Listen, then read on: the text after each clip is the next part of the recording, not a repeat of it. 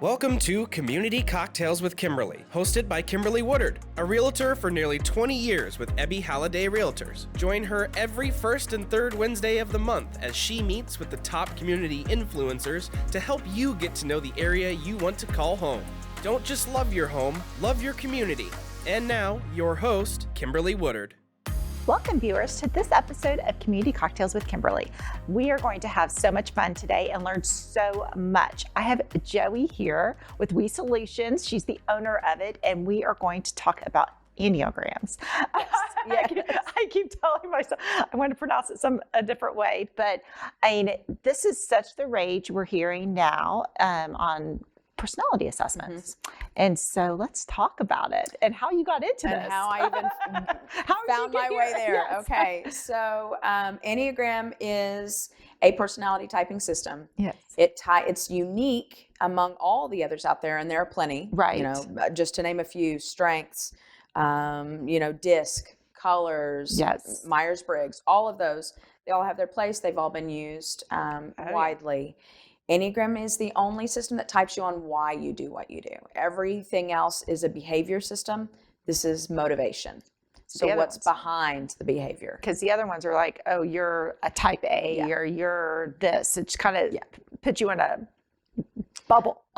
Kind of. And that it very much has that feel. So anyone who's ever said, oh, Enneagram's so reductive, it puts you in a box. I say often, well, your behavior is 100% up to you. Right. It's the what's behind the behavior that is almost kind of predetermined. Kind of why. And all the whys. And that's super helpful. It's one of the reasons I started this consulting business, We Solutions, where I apply Enneagram to essentially business solutions. So I'll go in to companies ranging from Chick-fil-A to Reliant Energy. And I'll go in and work with the employees, and we figure out their type, and that in and of itself takes some time. Right. Written indicators don't work very successfully for finding your Enneagram type, because most written indicators type you on what you do. They're asking you questions about your behavior. Right. And you always want to answer the right, like, what's the right answer on it? So like taking a test. Well, and depending on where you are in life, you're going to answer a question on behavior differently one day than you will another. Right. Yeah. And so this kind of breaks through all that and gets to the what's behind that. So if you wanted to change behaviors, it's helpful first to know why you're doing what you do. Oh, definitely. Essentially. Oh, definitely. Definitely the whys. And with these companies, because everyone's, you're seeing more teamworks than ever before. Before it was always like individual. Now people are working in teams, how to really be able to relate and get along with your team members. And that's the crux of this. I joke often that I think it's a bit ironic that I'm doing this now, because in my careers that span from investments to education to consulting now, my motivation is pretty aggressive. Yeah, I'm an aggressively motivated individual. I know, you know me. So I have said for years, somewhere early in my career, I looked up and I said, I don't get this, because the golden rule is not working for me. I am treating people exactly like I want to be treated, and that is not going well. Right. And what that ultimately means for me, and I'll kind of start bringing in some of these types. I'm an Enneagram type 8. Okay. 8s are very no nonsense. They're known as the boss often, and we rub people the wrong way, and we don't realize it. Right. So I'm direct, blunt, and firm. Yes. That's what I want from the world. Right. So that's what I offer. Well, turns out, Kimberly, as you well know, about 90% of the world do not want direct, blunt, and firm. No. And when you get into businesses and any working space, I think we tend to frustrate one another. Yeah. And take things personally. And I think with very few exceptions, we don't set out to annoy people or hurt them or frustrate them, but it happens naturally. Oh, definitely. Because when you look at Enneagram, we're coming at the very same thing that's happening from 9 different angles. And I think a lot of times people are wanting to help and they think they're helping. Yes. But then it's how they're presenting it to that other individual. It's really not. It's hurting them. Exactly. So that what I love about it is when I talked about those other typing systems, anything you've already done to build community or build understanding or build culture in a workplace. Enneagram doesn't fly in the face of any of that. It layers really well on pretty much anything you've already done. Right. It just goes a little bit deeper, if you will. Yeah. So essentially the basis of it is we are motivated one of 9 ways. While there are literally billions of iterations of behavior in the world, Right. you can trace that back to 9 ways of seeing. And I have been working with this for 25 years. So how did I even get into it? Yes. If you are watching this or you've heard about Enneagram, it is likely that you've heard the name Suzanne Stabile. So I always tell people, if you hopped on Amazon right now and searched Enneagram, one of the top selling books that will pop up is The Road Back to You, co-authored by Suzanne Stabile, and Suzanne is my mom. So she's an internationally renowned Enneagram master, and I learned from her when I was 19, and I'm 44. So, and what I love is there's never really been a time I haven't used it, and now that this is my full-time job, I get to focus on it and go deeper, and so my offerings can go in depth based on whatever company I'm working with and their needs. It's pretty cool. Well, then let's talk also about family. Yes. Because you guys also, your husband. We do. Yes. So my husband, we met in college. Yes.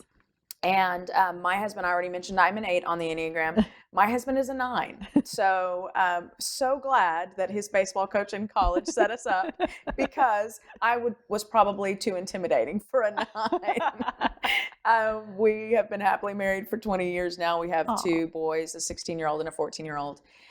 And conflict energizes me. That's, again, part of my motivation. It's not a behavior thing. I didn't choose it. It just does. It has the opposite effect on my husband. He wants harmony and often sacrifices himself. All 9s do for the sake of harmony. They really want that. So it makes them very good natural mediators in the world. Yeah. They like peace and harmony, and they can naturally see both sides, which gets interesting when you're trying to parent with someone who sees it from the boys' side as well as mine, right? So Billy and I learned together at 19. So we've jointly known it. We've, if you add it all, 50 years of knowledge for both of us. Wow.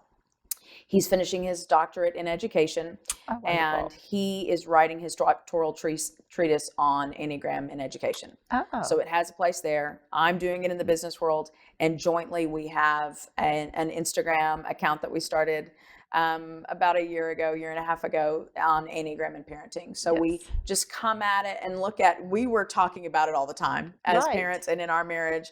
All right, how does this play into families? Yes. Because it definitely does. Oh, definitely. Because, kids, parents, we're all different, know, and sometimes you can tell one kid and talk to one kid about, school, whatever it is, grades, and it affects them differently than another child.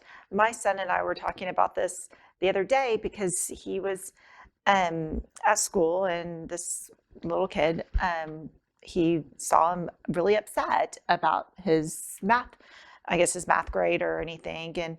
And he was like, I was trying to calm him down, Mom. And, I told him he could come to lunch with me, meet me at lunch.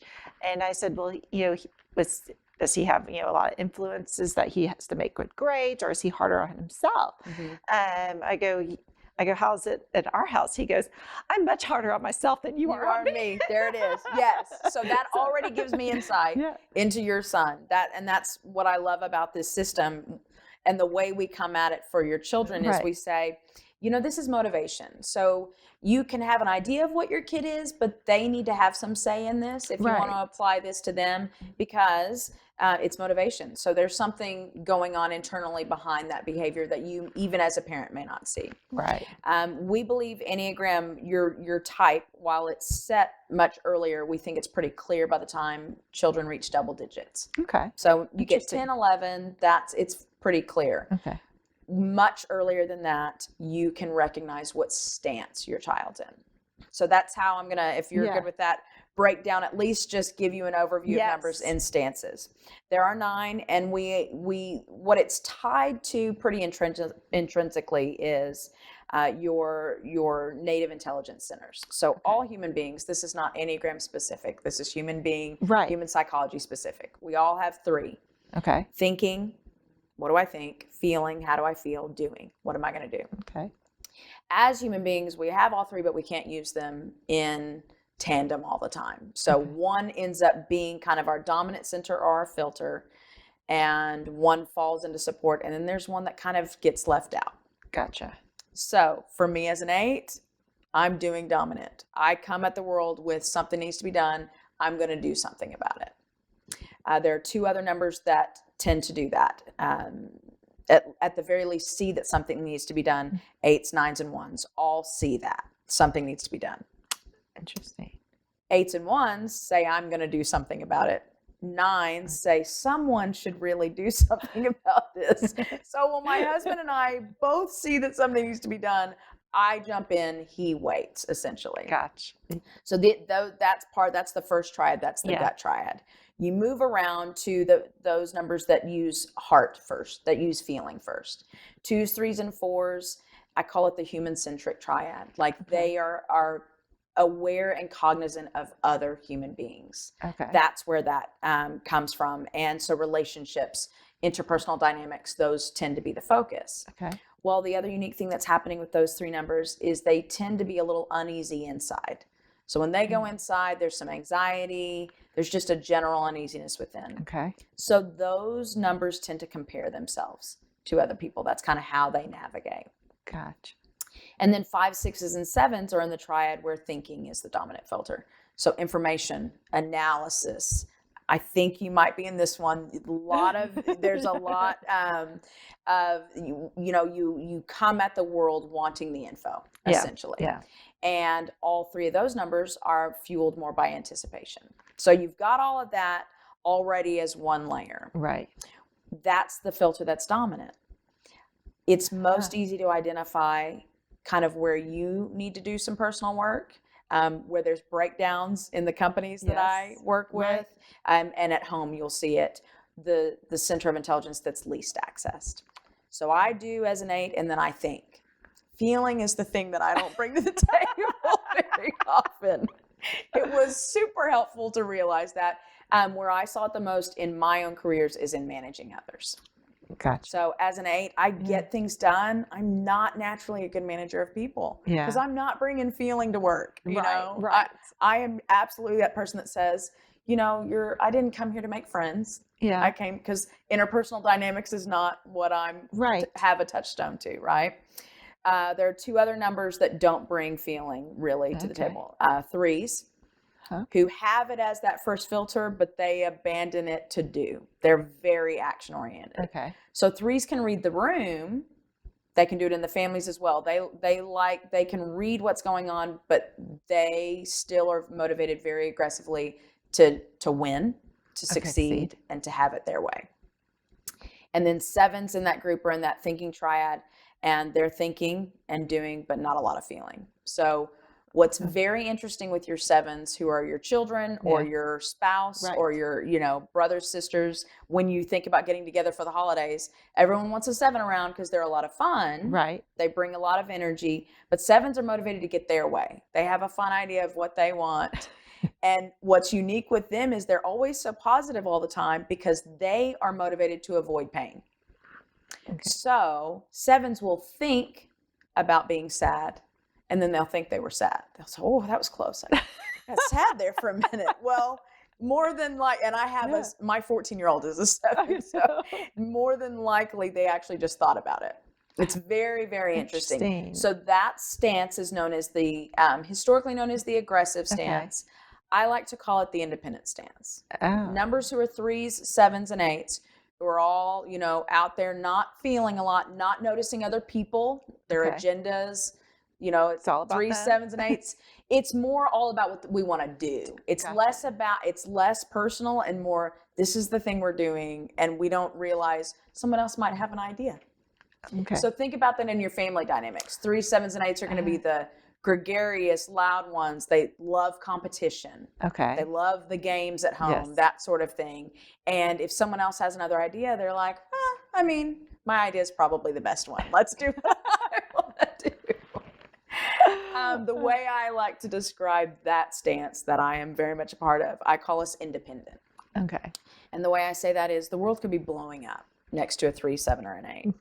And we can choose to do something about it if we want, but we can just as easily stand right next to it and be unaffected by it. So think about, people you've worked with or in homes, that child, that family member who things take a turn and it doesn't seem to faze them much. Okay. Yeah. That's one group. The largest group of human beings are 1s, 2s, and 6s. So they're in the stance that's historically known as dependent. Okay. I think you're in this one, but this would be a test for you. 1s, 2s, and 6s hate the term dependent. They don't even like that. And it has nothing to do with being dependent on others. 1s, 2s, and 6s, that name comes from the reality that if you're a 1, 2, or 6, and this is easily more than half the world, your reference point's outside of you. Okay. You didn't choose it. Right. So if the world's blowing up next to a 1, 2, or 6, you have to do something about it. All of those numbers feel responsible daily for making the world a better place. And they set out every day with a litany of things to do to make the world better. Yeah. And what they're using is a combination of doing, for sure, feeling because they feel very strongly about what they see and making an impact and making a difference. And productive thinking is the thing that's left out. It's not mental energy. It's not that you're not bright and intelligent. It's that there's a lot of doing and feeling. Thinking is the last one to be picked up. Gotcha. Because of that, 1s, 2s, and 6s don't have great personal boundaries. So in the workplace, they take on more than is theirs to handle because they feel responsible for it. Right. And there's one right way to do something that a lot of those numbers think that. And they're not, it's hard for these numbers to say no, essentially, because they feel responsible for what they see. Yep. So Kimberly, if the world was blowing up right next to both of us, I could stand independent and you would have to do something about it. Exactly. And so that's helpful in a business environment to know that, right? And then 4s, 5s, and 9s. So my husband is in this stance and my 16-year-old is in this stance. Doing is last for them. It doesn't mean they don't do. They're very active, very accomplished. But what's happening is they generally do what they like and what they want. Yeah. And if this is someone that you work with, then they tend to want to do things on their timeline. Yeah. Any kind of outside pressure, a due date, a check-in. Think about it if it's in your home. Did you get this done? There's an intuitive, stubborn response from those numbers. Yeah. Because doing's the last thing they pick up, right? And where I really see this in family dynamics is their reference point is internal. So 1s, 2s, and 6s, reference point is outside of them. 4s, 5s, 9s, their reference point is inside. And so they think that they engage and speak with us at family events, at jobs, more than they actually do. They're having all kinds of conversations in their head. The words don't always leave their mouth, essentially. That's interesting. And all of those numbers need to withdraw at some point. Okay. 5s more than any other. So if you have a 5 child, they've been at school all day, they're probably wiped. When they come home, they want to be alone. It's not that they're antisocial or they dislike you. They literally just need to be alone to refill. Wow. If that's your spouse and they're a 5, the holidays are interesting because there's a lot of social and family engagements, and that's really draining for 5s, more than any other number. So that individual is going to ask you when things begin and when they end, and often who's going to be there. Because some people drain from those very heady, in their mind, logical 5s. They're just being around people drains them. So if you know that about your spouse, right? Yeah. Or about your child, then you can kind of set yourself up for success going into the holidays because they do well. They anticipate. They're in that tribe that anticipates knowing what's coming, essentially. Wow. Yeah. So I have just learned already. Yes. But what's great is that now I can apply this to, I know my family. I know everyone's probably like taking notes today. Right. And they may want to watch this podcast again. There's a lot of info. Yes. Oh, absolutely. Take some notes and everything. But if they're interested, we're going to have Joey's information there. We're going to have your Instagram account. So if people are interested on your parenting advice, I can't wait to read more on it. I'm sure it's going to be very interesting over the holidays. The way we kind of plug that is we say you don't have to be married or have kids to get something out of that account, because it's just bite-sized pieces of Enneagram wisdom. So, and we come at it from the two ways that I came at it today with you: triads for parents, stances for kids. Wow. Yeah. Well, lots of information. Thank you so much. Absolutely. Well, cheers to the rest of 2022. Awesome. Thank you. Thanks for tuning in. If you'd like to contact Kimberly with your real estate needs, you can reach her at kimberlywoodard.ebby.com. We hope you enjoyed our guest this week, and remember, don't just love your home, love your community.